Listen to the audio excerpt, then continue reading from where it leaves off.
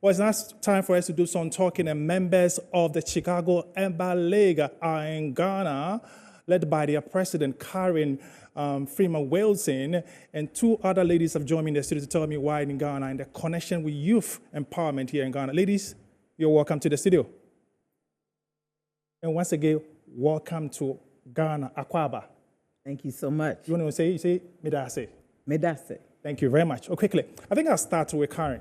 Yes. You are in Ghana by Quartey of the tour operators, Shola International. They ensure that you guys make things, everything is all right here in Ghana. Quickly, Yes. Why the decision to come to Ghana? You were telling me about studying Ghana for 6 months here and there. Break it down for me. Why the decision to come to Ghana? Well, this is the homeland for us in the United States, and we wanted our youth to understand the connection through the diaspora between Ghana and the United States. We wanted them to not only make that connection, but to have a source of pride and a sense of pride in being here and in being from here.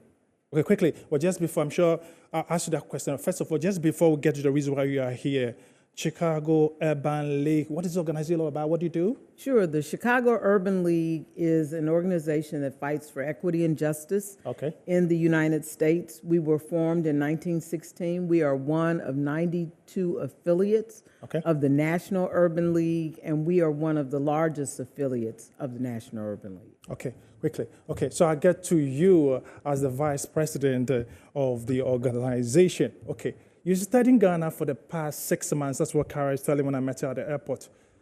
Why did you guys decide to pinpoint Ghana and say, okay, we want to study what goes on in Ghana, not only in Accra, but the various parts of Ghana? Why did that decision came about that Ghana is the destination? The Chicago Urban League Youth Center has always had a mission trip prior to COVID. When we came back from COVID, it was time to redesign the mission trip, and we wanted to make it a fellowship program that would allow our young people to not just be able to experience an international trip, but really be able to dive into the history of what it means to be Black, what it really means to understand slavery, the transportation process for that. What does it mean to have a history and legacy that dates back millennials? And so it is and has been a great benefit, not just for our youth, but for the staff and for the adults that are here. We have learned an awful lot, and we could not be more pleased with our experience. Okay, how easy or difficult was it to take the decision, okay, Ghana is the destination? How easy or difficult was it? It wasn't that difficult because I'm kind of persuasive. So when I pitched the idea to Karen and our COO, Calmetta, they said, that sounds good, let's make it work. And so it did take some time to find the right people to help build this program. It literally took a year to find the right people, the right tour company, all of those things where we could have 23 people travel from Chicago to Ghana safely, but then still be able to have an enriching experience. You got to the airport. What was the feeling like? I'm sure this is the first time you're coming to Ghana as a student. What was the feeling like when you got to Accra? Absolutely. So I was astounded by the culture. Everyone seemed very friendly and inviting, and I was just excited to have more experiences. Okay. Where have been, and what do you make of the reception so far? Apart seeing people at the airport, I'm sure you've been around. What was it like? Is it like you see a lot of people in Chicago just like in Ghana? Tell me, what's the experience?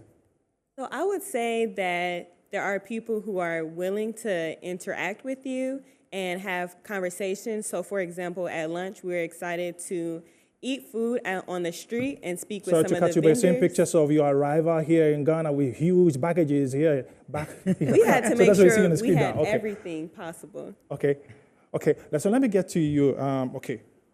What do you want to achieve when you go to the United States next week back? What do you want to achieve before you leave here? Well, we want to make sure that we see all of the sites. We are going to have naming ceremonies.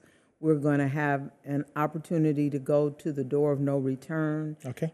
Today we visited the tomb of President Nkrumah, and that was a special part of our trip. And so we want to have a true sense of the history of Ghana, but we also want to have a true sense of the connection between Ghana and the United States. Okay, tell me about the youth connection within the society. How's it like, the youth connection? Those are adults in the group, but how do you connect with the youth? You brought in students. How do you connect with the youth? Because youth are always the future.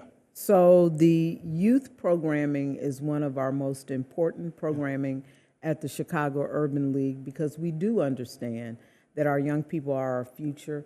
We understand the importance of investing in them. And so this is happening because of our commitment to young people in Chicago. Okay, let me get to Angela to talk about the assistance that you give to the youth, especially within the Black community in Chicago, in Illinois. How's it been like over the years? So over the years, being able to provide support to the youth and families, it has been trying depending on the ebb and flow of what is happening in Chicago. But one of the primary missions that the Chicago Urban League have is to make sure that there is equity for all.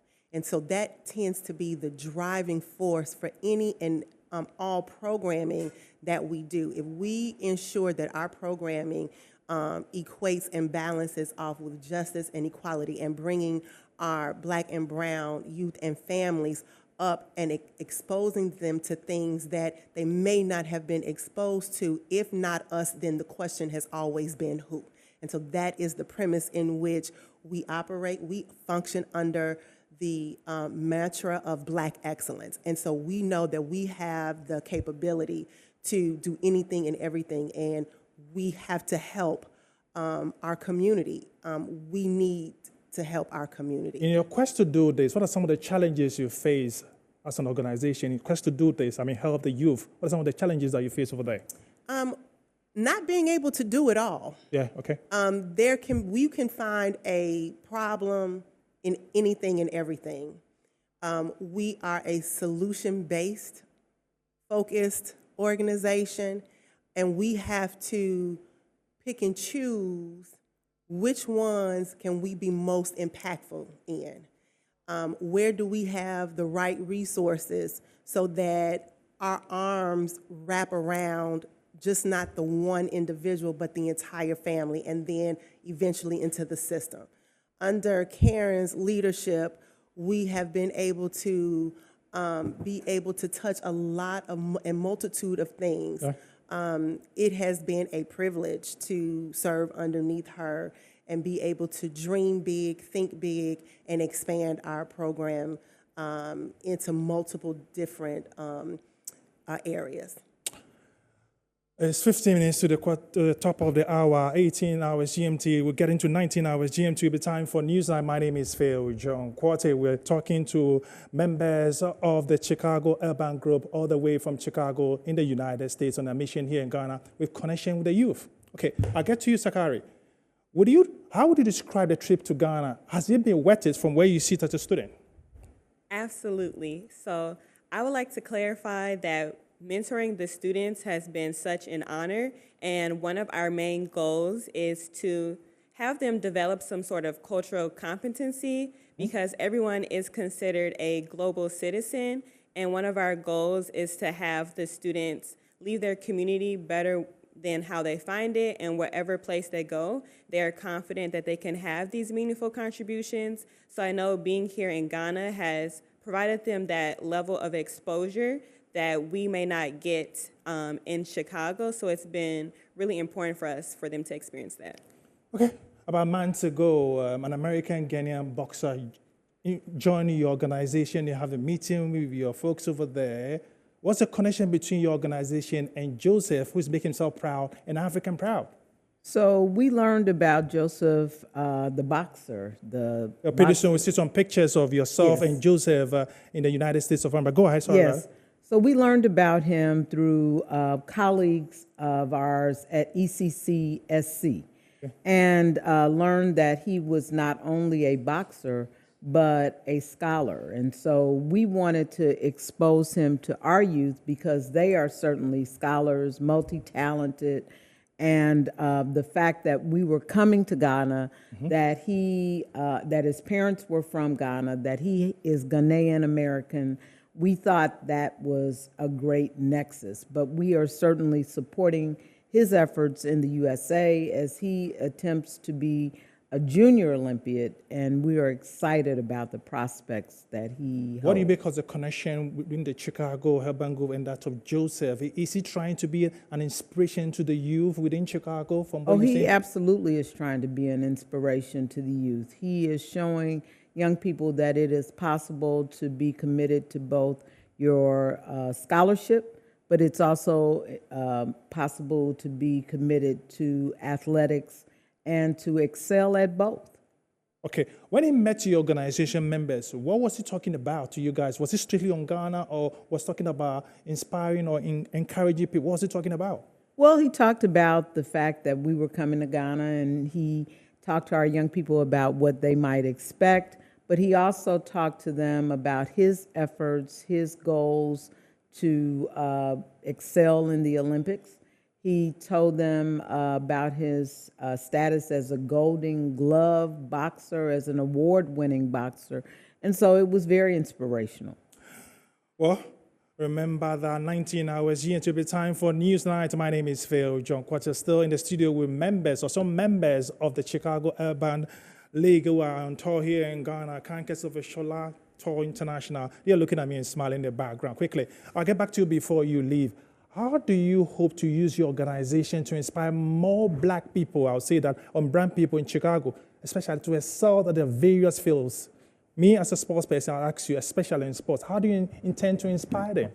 So one of the things that we've been doing is we've been taking videos and photos, and we have been sending it back to our external affairs. Yeah. And with every photo and with every video, I'm giving a caption, and it is going to our Facebook, our LinkedIn, our Instagram. And so everyone that is connected to us is experiencing the same things that we are.